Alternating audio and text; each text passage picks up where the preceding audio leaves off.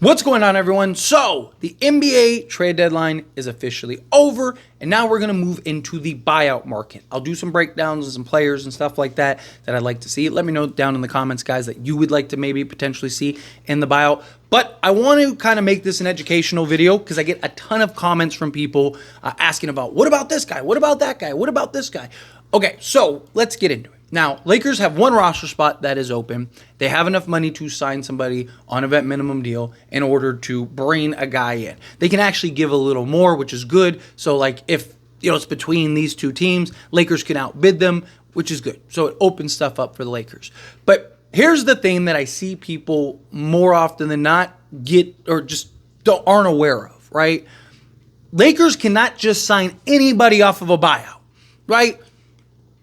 Joel Embiid could get bought out and be like, I only want to go to the Lakers. It doesn't matter. Giannis could get bought out and say, I only want to go to the Lakers. It doesn't matter. Lakers cannot sign any of them. Lakers can only sign guys that are making under $12.8 million. So you have to make under $12.8 million. That means that they're making $12.8 million in $1. Can't sign them, right? There's no way it's not, but it's just $1. Doesn't matter, right? The NBA doesn't look at it like that. The hard threshold is the hard threshold. So Lakers, when you're doing your like, hey, what about this guy? What about that guy? What about this guy?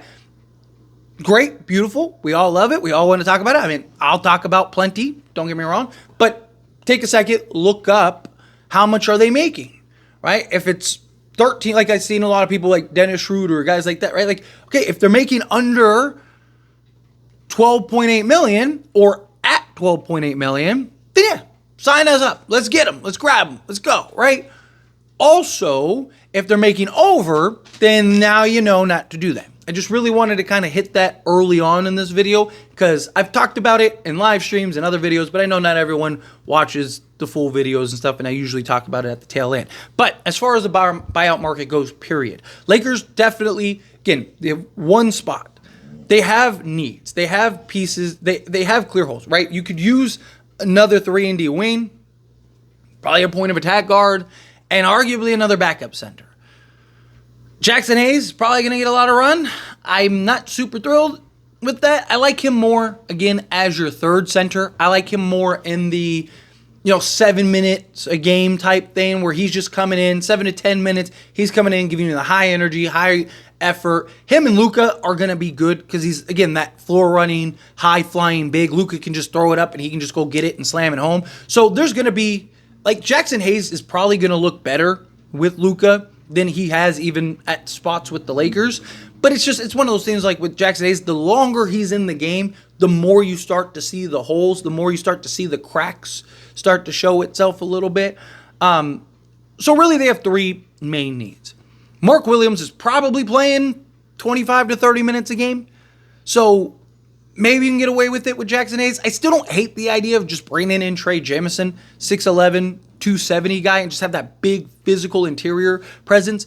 But a couple things. One, Lakers need to find out what's going on with Christian Wood. And two, does Maxi Kleber come back? Because they didn't trade Maxi Kleber. And Maxi Kleber gives you a completely different look than all the other bigs that we have. And a guy that can slot in at the 4, slot in at the 5.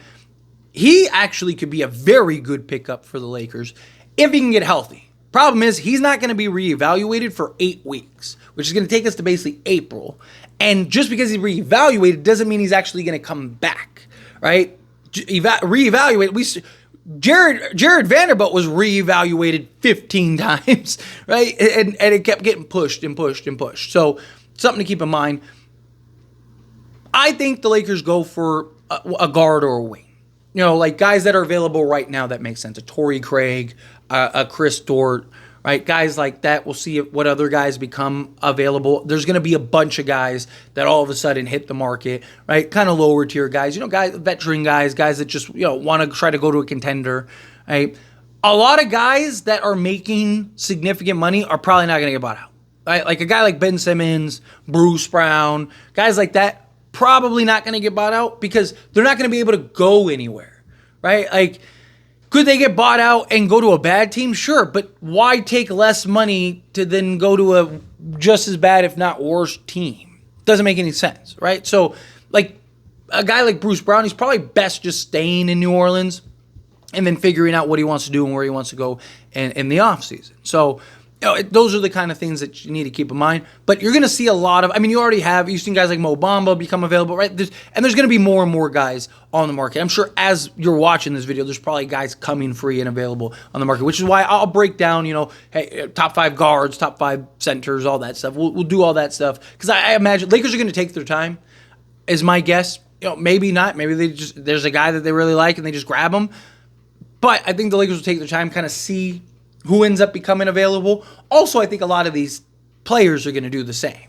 Right? A lot of these players are probably going to be like, okay, I'd love to go here, but I'm interested here. Let's kind of wait and see which, like if they both open up a spot or only one opens up a spot, right? Like you're going to see a lot of players too in general do that. So I do imagine Lakers will take their time, right? And also probably be in the Lakers' best interest to see what does this team really need, right? Get a couple games under your belt. There's no rush. You don't have to fill that 15th spot tomorrow, a month from now, anything, right? Like Lakers fill it right. They usually fill it right before the playoffs. So Lakers are probably going to take their time before they bring a guy in. So they're probably going to play quite a bit of games. Maybe I could see the Lakers bringing in a couple guys on like 10-day contracts, right? Like, hey, let's get a look at Torrey Craig. Let's see what Torrey Craig can do. Let's see how he fits with this team. We have a 4 games and 5 night stretch. Let's see what he can do. And kind of figure it out from there type thing. So I definitely could see the Lakers taking their time and being patient. If that right guy becomes available, I'm sure they'll just take it. But, if you're the Lakers, you want to evaluate. You want to see, okay, what do we need more? Do we need another point of attack guard?